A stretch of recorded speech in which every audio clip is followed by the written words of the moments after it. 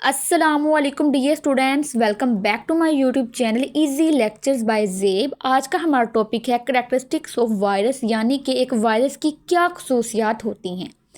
इसकी पहली खासियत ये है, viruses are extremely small infectious agents, यानी कि जो वायरसेस हैं ये बहुत ही छोटे होते हैं जो कि इन्फेक्शन कोज करते हैं, which can only be seen under an electron microscope.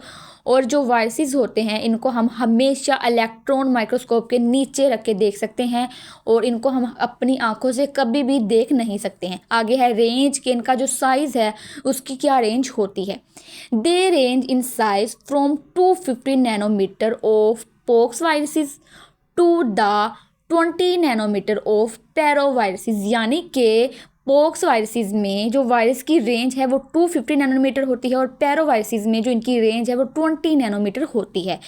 आगे ये है, they are 10 to 1000 times smaller than most bacteria, यानी कि जो वायरसेस होते हैं ये 10 से लेकर 1000 तक बैक्टीरिया से छोटे होते हैं। आपने इनकी रेंज को एज एमसीक्यूज याद रखना है।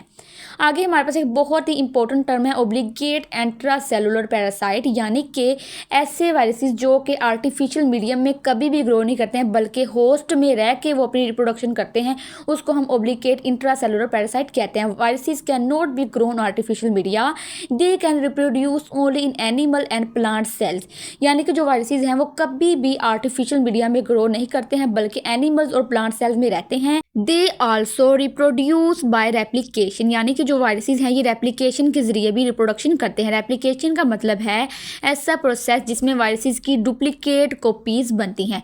दस the viruses are known as obligate intracellular parasites, तो ऐसे वायरसेस को हम ओब्लिगेट इंट्रासेलुलर पैरासाइट्स कहते हैं।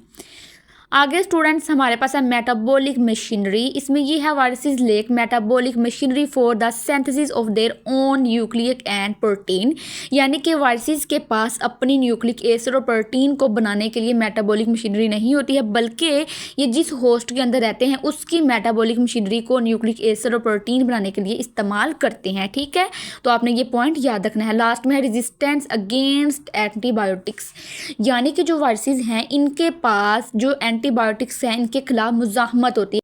All viruses are generally resistant to broad range of available antibiotics such as penicillin, streptomycin and others, यानी कि जो वायरस है उसके पास पेनिसिलिन और स्ट्रेप्टोमाइसिन के खिलाफ मुजाहमत होती है कि वो इन एंटीबायोटिक्स से लड़ सकता है। तो स्टूडेंट्स ये था हमारे पास सिंपल सा टॉपिक।